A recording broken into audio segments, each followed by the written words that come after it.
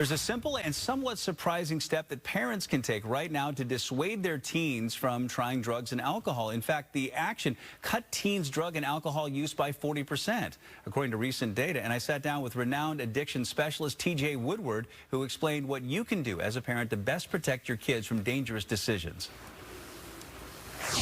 Let's talk about the ways that parents can keep their kids drug and alcohol free, because as parents, that's what we all want, right? What is the most effective way? What should parents be doing to make sure that their kids aren't heading down that path? Well, I think the most important thing is to have as many conversations about it as possible. When I look back at my generation, the answer was just don't do it. And I don't think that was really effective. I think a deeper conversation about why your child, why your teen is even considering or looking at using drugs. There's obviously a lot of their peers using, so I think having a conversation about it is obviously the most important thing. Yeah, and also knowing your kid, right, and knowing how to approach this topic with them, because it's a tough one sometimes, and kids aren't, you know, often willing to really open up about stuff like that.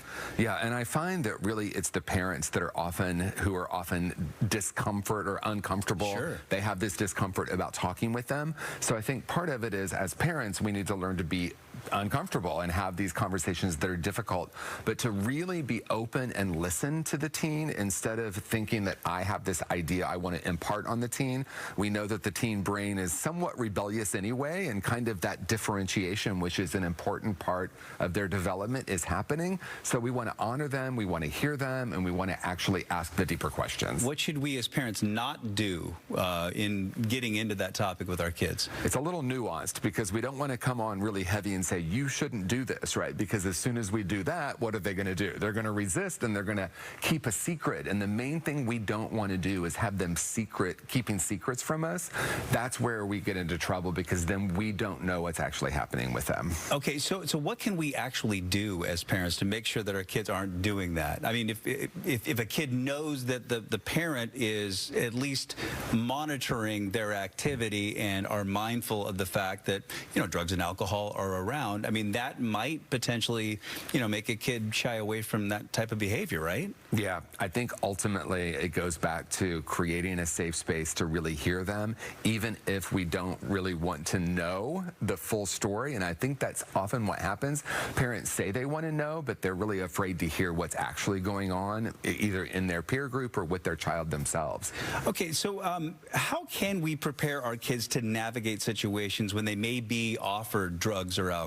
I mean, the kid's going to end up at a party at some point, right? I mean, how do we prepare them for heading out into that world? Yeah, I think the days of where we said, well, it's okay to experiment, I think these days are really different with drugs that are actually killing people. Back in, you know, a different generation, it was like, oh, let your kids experiment and then have a conversation. I think having conversations about the deadly nature of drugs is important, but we really want to go deeper, and that is why I would ask my child, why do you think kids are using drugs? What do you think is really happening? What do you see happening? And what would you do in the scenario where someone offers it to you? We want to get them talking instead of us being the ones who are doing most of the talking. How do we keep tabs on our kids without smothering them? This is $1 million question, right? Because I think we talk about helicopter parents now, and I understand why parents want to be that. We have cell phones now, we can track our kids.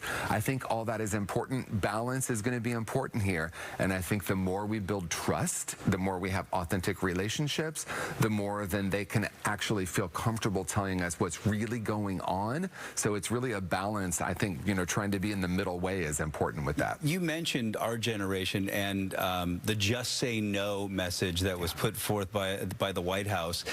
It wasn't very effective. Why wasn't it effective? Well, I think whenever we are against something, it tends to kind of push back, right? Resistance brings more resistance. So if we go into the story of drugs are bad and you shouldn't do it, which of course on one level is true, we're going to find people who want to secretly use drugs, right? I remember watching drug movies as a kid, and it actually, I wanted to try it, you know, and I ended up in an addiction in my teenage years. I got sober at 20 years old, but my teen years were definitely addicted.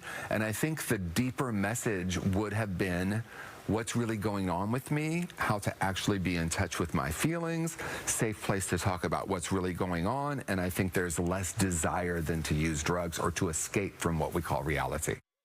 TJ Woodward is offering up advice on a wide range of topics in several bestsellers, including his latest work, Conscious Creation, aiming to help us break the barriers to our biggest dreams.